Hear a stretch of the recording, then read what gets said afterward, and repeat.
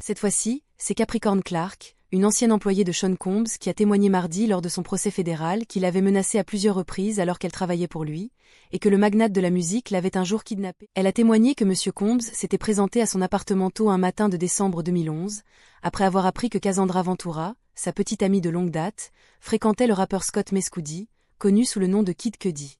M. Combs était armé, a témoigné Mme Clark, et lui a dit « Habille-toi, on va tuer, M. Mescudi ». Je n'avais jamais rien vu de tel auparavant, a témoigné Mme Clark.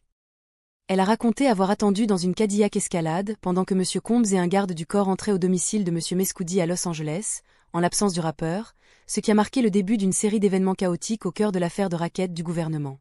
M. Combs est accusé de trafic sexuel et de complot de racket, notamment d'avoir enlevé Mme Clark à 2 reprises, alors qu'elle travaillait pour lui, ou ses associés.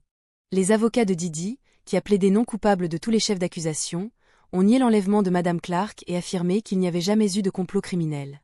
Associée de longue date de Combs, passée d'assistante personnelle à directrice marketing de la mode, Mme Clark est l'ancienne employée la plus importante à témoigner au procès jusqu'à présent. Elle n'a pas expliqué lors de son témoignage pourquoi M. Combs tenait tant à ce qu'elle l'accompagne chez M. Mescudi.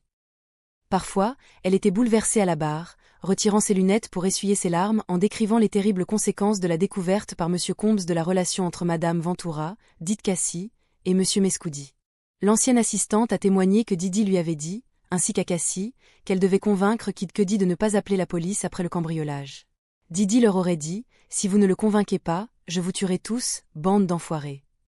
Clark a déclaré avoir dit à Cudi « Si tu le dénonces, il va nous faire du mal à tous ».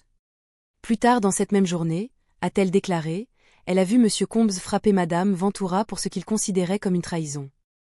Il lui a donné des coups de pied à plusieurs reprises, et à chaque coup, elle se recroquevillait de plus en plus en position fétale, a déclaré Mme Clark. Jeudi dernier, Kid Cudi avait témoigné que la crise de M. Combs avait dégénéré jusqu'à la destruction de sa Porsche par un cocktail Molotov début 2012. Les avocats de Diddy avaient nié toute implication du magnate. Le contre-interrogatoire de l'un des avocats de M. Combs, Marc Anifilo, a cherché à souligner comment Mme Clark a cherché à plusieurs reprises à retravailler pour M. Combs, malgré les incidents qu'elle disait avoir subis. Mme Clark a reconnu que l'année dernière encore, après que des perquisitions au domicile de M. Combs eurent révélé qu'une enquête criminelle était en cours à son encontre, elle avait exprimé le souhait de travailler à nouveau pour le magnate, cette fois en tant que chef de cabinet. À la barre des témoins, Mme Clark a décrit son expérience chez M. Combs comme une sorte d'école de commerce, trépidante, une expérience marquée par l'inspiration, mais aussi par la peur. C'était seulement son premier jour de travail en 2004, a-t-elle déclaré, lorsque M. Combs a fait allusion à son expérience antérieure chez un producteur de disques concurrent, Suge Knight. Semblant souligner son besoin de loyauté, il lui a dit « Si quelque chose arrivait, il serait obligé de me tuer », a-t-elle ajouté. Les procureurs ont allégué que les associés de M. Combs avaient à nouveau kidnappé Mme Clark, en 2004, peu après son entrée en fonction comme assistante personnelle. Un jour, a déclaré Mme Clark, elle s'est rendue compte que 3 bijoux en diamant prêtés à M. Combs avaient disparu. Après avoir signalé la disparition de ces bijoux, a-t-elle témoigné, elle a été soumise à 5 jours de test au détecteur de mensonges pour prouver son innocence. Chaque jour, un garde du corps de M. Combs l'emmenait dans un étage délabré d'un immeuble de bureaux de Manhattan, devenu plus tard le siège social de M. Combs. Elle a déclaré qu'un homme, nommé Oncle Polly, ayant effectué les tests lui avait dit que si elle échouait, il la jetterait dans l'East River. J'étais pétrifiée, a déclaré Mme Clark.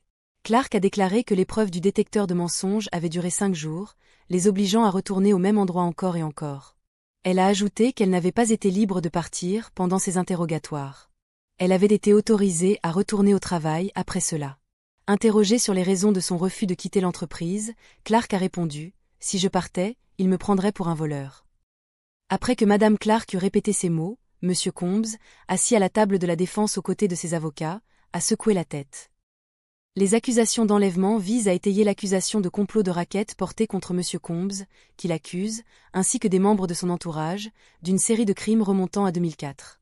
Les crimes cités dans l'acte d'accusation comprennent le trafic sexuel, l'incendie criminel, les infractions liées aux stupéfiants, la corruption, l'entrave à la justice et les 2 enlèvements. Mme Clark a travaillé pour Diddy entre 2004 et 2018, bien qu'elle ait quitté son poste à plusieurs reprises suite à des conflits avec son supérieur. Elle a également déclaré qu'elle dormait environ 4 heures par nuit, qu'elle était payée $55 000 par an et qu'elle n'avait jamais été payée en heures supplémentaires. On lui a posé des questions sur les séjours de Didi à l'hôtel et elle a déclaré qu'il emportait à chaque fois des appareils photo et des petites bouteilles d'huile et de lubrifiant pour bébé dans un sac. En 2006, Madame Clark a déclaré avoir quitté son emploi après que Monsieur Combs l'eût attaqué à cause d'un autre employé qui lui avait signalé que Madame Clark avait exprimé son mécontentement concernant son travail. Elle est ensuite revenue, mais elle a déclaré avoir été licenciée en 2012, après avoir signalé l'enlèvement dont elle avait été victime en 2011 aux dirigeants de Bad Boy, la maison de disques de Monsieur Combs. À l'époque, Didi lui avait dit qu'elle ne retravaillerait plus, a-t-elle ajouté, et elle a ensuite reçu une indemnisation de Monsieur Combs suite à des allégations de licenciement abusif. Elle a déclaré qu'elle était en vacances avec la pop star Rihanna, lorsque Didi l'a licenciée cette année-là. Clark a lu un courriel qu'elle avait envoyé à l'époque. Mon patron, Sean Combs, est contrarié que je sois parti en vacances et se montre mesquin comme d'habitude dès que je suis heureux. Capricorn Clark avait alors appelé Jimmy Iovine, magnate de la musique et cofondateur d'Interscope Records, dans l'espoir de discuter d'opportunités professionnelles. J'ai passé quelques appels. Jimmy Iovine, le président d'Interscope, m'a appelé et m'a dit de passer, a-t-elle déclaré ce mardi. Quand je suis arrivé, il y avait Jimmy Iovine et Mary Jackson, vice-présidente principale d'Interscope. Il ne s'agissait pas d'opportunités professionnelles, mais de me dire de laisser Puff tranquille et que ça n'allait pas bien se terminer pour moi. Mais elle est revenue en 2016 pour travailler comme directrice artistique auprès de Madame Ventura, chanteuse dans la maison de disques de Monsieur Combs. Elle a décrit Didi comme dirigeant les moindres détails de la carrière musicale de Cassie, notamment son emploi du temps et ses tenues sur le tapis rouge. De bout en bout, il fallait obtenir l'approbation, a-t-elle déclaré. Parmi les célébrités citées dans le témoignage de l'ancienne assistante, on retrouve 50 Cent, Lauren London ainsi que Suge Knight et Rihanna dont nous avons parlé précédemment. Elle a déclaré avoir entendu Didi dire un jour à propos de sa rivalité avec 50 Cent, « Je n'aime pas les échanges, je n'aime pas ça. J'aime les armes. » 50 Cent a réagi sur les réseaux sociaux. « Attendez une minute, Puffy a une arme, je n'arrive pas à y croire, je ne me sens pas en sécurité. » Concernant Lauren London, Clark a déclaré que Didi lui avait un jour expliqué, à elle et à London, pourquoi elle n'avait pas d'homme. Il a dit « Laissez-moi vous montrer quelque chose. » Il a appelé Cassie et lui a demandé de s'asseoir, de se lever, de se retourner, d'aller là-bas, de prendre cette main, de faire demi-tour, de retourner dans l'autre pièce, a déclaré Clark au jury. Lorsque Ventura a quitté la pièce, Didi a dit « Tu as vu ça? Vous, bande de salopes, vous ne ferez pas ça. C'est pour ça que vous n'avez pas d'homme. » Ce à quoi nous avons répondu « Tu as raison, putain. » Dans sa plaidoirie liminaire, Tenny Geragos, l'une des avocates de Monsieur Combs, a commencé à minimiser les accusations d'enlèvement, affirmant que plus de 10 ans après que Madame Clark a affirmé avoir été enlevée, elle avait demandé à travailler à nouveau pour le rappeur. Lorsque vous écoutez son témoignage et que vous l'évaluez, cette personne a-t-elle réellement été kidnappée? A déclaré Madame Geragos au jury au début du procès.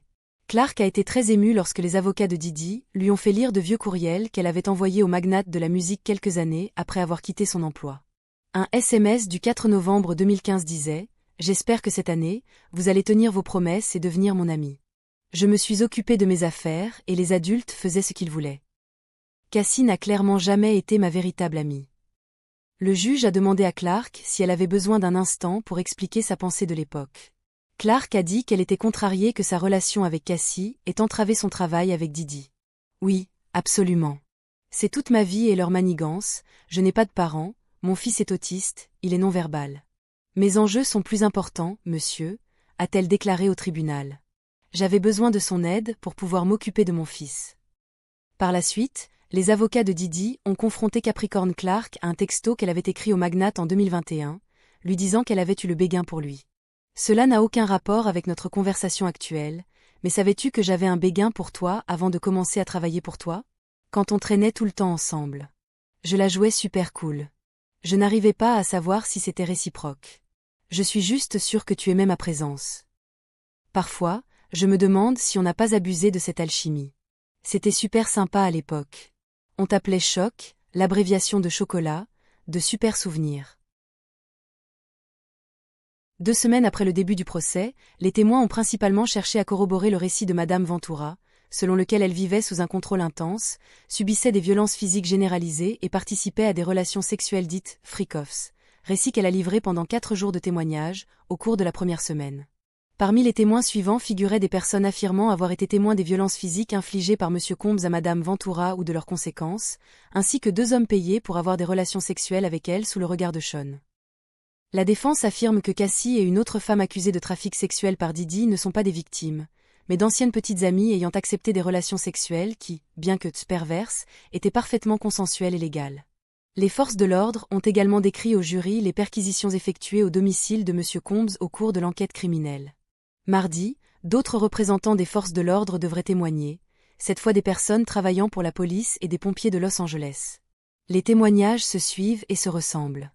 La plupart des témoins confirment l'emprise de Didi sur Cassie. Ils confirment également le comportement de mafieux du rappeur.